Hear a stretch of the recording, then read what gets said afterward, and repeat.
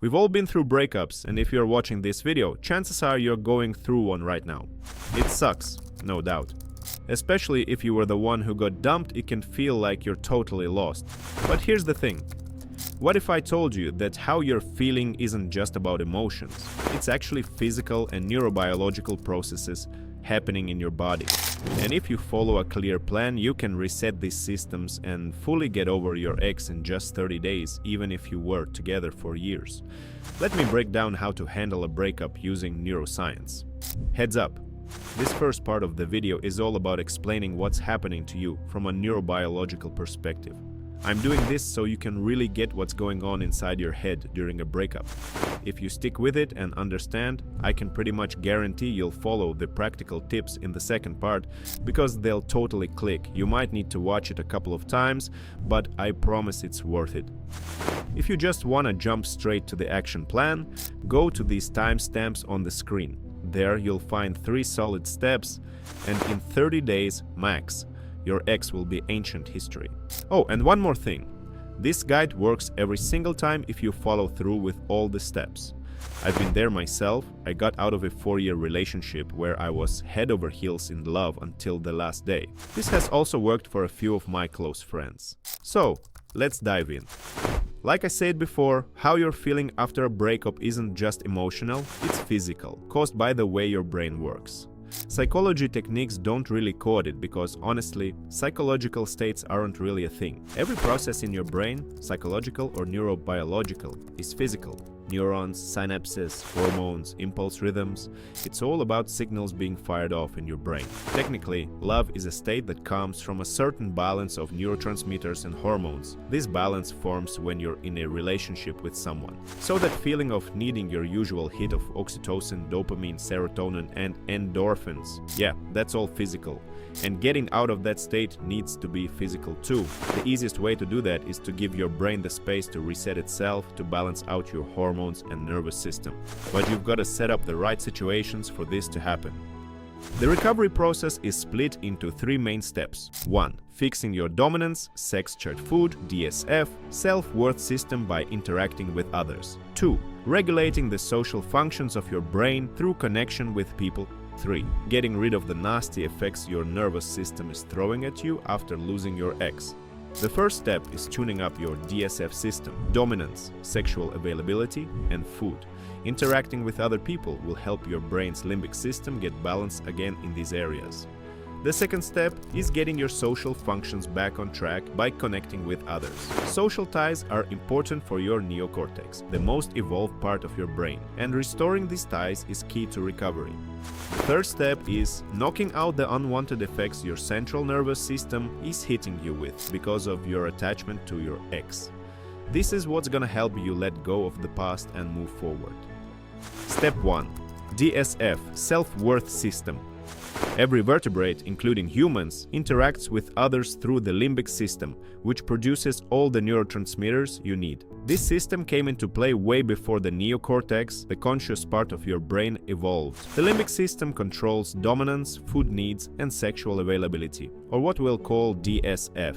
This system is always running in the background, even if you're not aware of it. It uses only about 5% of your brain's resources but has huge priority over the neocortex. If this system shuts down, it basically means death.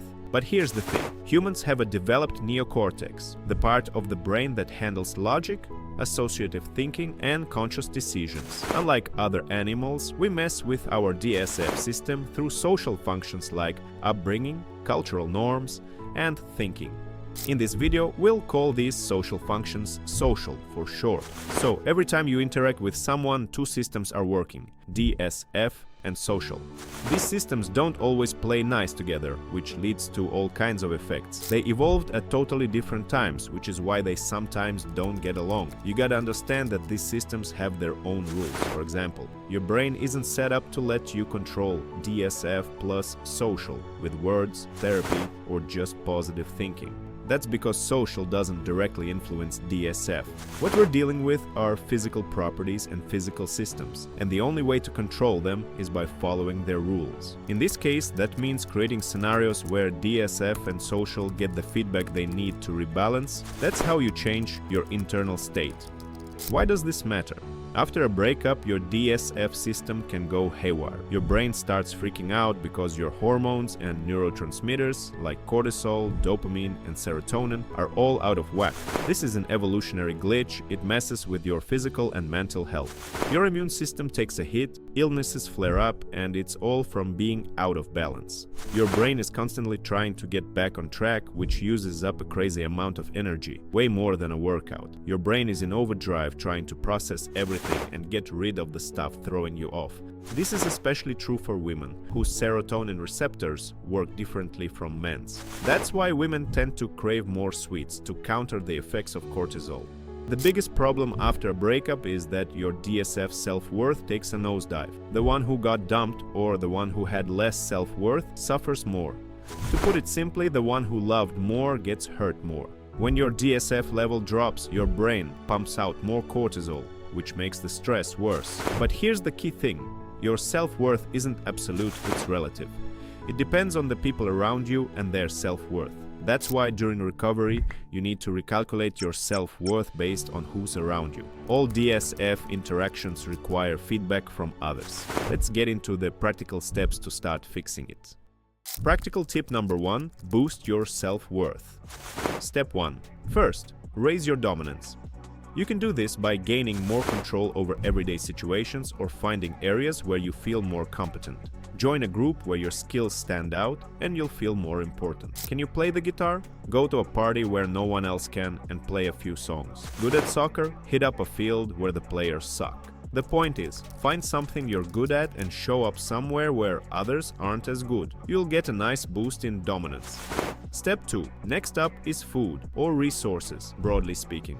It's simple. This means money and material things. Increasing your income will immediately boost your self-worth and make you feel better. Find a side hustle or figure out how to monetize what you're good at. Step 3. Now comes sexual availability. Start paying more attention to how others, especially women, see you. This could mean changing up your style, buying some new clothes, or just taking better care of yourself. Get a fresh look, a new haircut, flirt with some girls. But the key is, you've gotta be ready for this. You need to look better than you did when you were with your ex.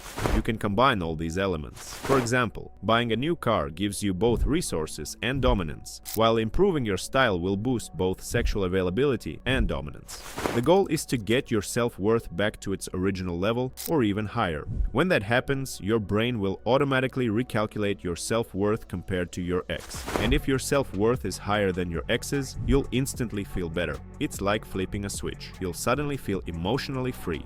There's also another super interesting effect you've definitely seen in movies and real life, but probably thought another way why it happens. If you meet your ex after some time and your self-worth is higher than hers, maybe you look better, have more money, or are more dominant than before, you'll realize you're not interested in her anymore. But at the same time, she'll suddenly be more into you, and honestly, one of these 3 factors is usually enough. You know those classic stories where a girl dumps a guy, he gets rich, and she suddenly wants him back? That's what's going on here. At this point, the DSF system recovery is done, your hormones are balanced, your health is back on track, and your stress is fading. Step 2. Social functions. The social functions of the neocortex are what set us apart from animals. These include things like altruism, caring for others, sharing, and fitting into social norms. Sociality is perceived by the neocortex. If someone's neocortex isn't well developed, they won't pick up on these functions. Social functions are shaped in early childhood through upbringing, starting at 2.5 years and forming by age 5. Remember, sociality and DSF, self-worth, are 2 separate systems. The social functions of the neocortex don't affect your self-worth in the DSF system. Sociality is basically perceived as I'm needed, I'm not needed. When you lose the object of interaction in a breakup, a lot of your usual social functions get blocked. This makes you feel like you're no longer needed. This feeling, while not completely accurate, is pretty close to the truth. Practical tip number 2. Feel needed again. Breakups cut off some of your social functions. To restore them, you need to find a new object to apply these functions to. Your brain's social functions directly affect the production of neurotransmitters that control your mood and overall well-being. When you take care of others or get feedback from them, your neocortex triggers the production of happy hormones like oxytocin and serotonin. This is a key part of recovery that helps you feel needed and important. If you're not using your social functions, for example, if you're not getting feedback or taking care of someone, you might experience what's called the burn of unspent love. It's the feeling that you've got nowhere to direct your care or emotions, which creates tension and discomfort. To avoid this, your sociality needs to latch onto something. It could be family, parents, siblings, friends, other partners, and even, surprise, pets. To your brain, it doesn't matter who or what you care for in this context. Every time you get feedback from others, especially people who matter to you, your neocortex kicks off a chain reaction that stimulates neurotransmitter production. This gives you that sense of being needed, which is essential for balance. Fun fact: this is what really works in therapy. It's not the psychology itself. It's the feeling of being needed. Someone is listening to you. Your situation matters. And this boosts your sense of sociality. The same thing happens when you share your thoughts and problems on forums or social media. When people respond to your posts, you feel part of a community. This sense of herd belonging helps you feel better. These mechanisms work at a biological level. Over time, as you find new objects to apply your social functions to, whether it's people or animals, you'll get more and more positive reinforcement. And with it, more pleasant emotions and inner satisfaction. You'll just start feeling better. Step 3. Getting rid of unwanted effects of the CNS. This might be the most emotionally tough step, but it's gotta be done. The human brain is insanely complex. There are hundreds of processes happening all the time, from turning on and off associative fields to triggering different neurotransmitter receptors. Explaining all these would take way too long, so let's focus on what you actually need to do. Practical tip number 3. Remove triggers and redirect your attention. Our goal here is to get rid of the negative effects your central nervous system is throwing at you because of your ex, after losing that object of perception. The first thing you need to tackle is memory reconsolidation. This happens when every time you think of your ex, her image gets re-registered in your brain's neural connections. To stop this process, you've got to get rid of everything that can trigger it. Throw away all her stuff, photos, gifts, everything. Every time you see these objects, the reconsolidation process kicks back in and your brain re-records her image in new neural chains. Neural chains related to memory break down each day. On the first day, half the connections break, the next day, half of what's left, and so on. This process is like a half-life. If you don't do this, the half-life won't even start. Everything will remind you of her. But if you remove all the triggers, her image will pretty much disappear after 20 days. Next up is handling attention fixation. This happens when your brain gets stuck on your ex and won't let you think about anything else.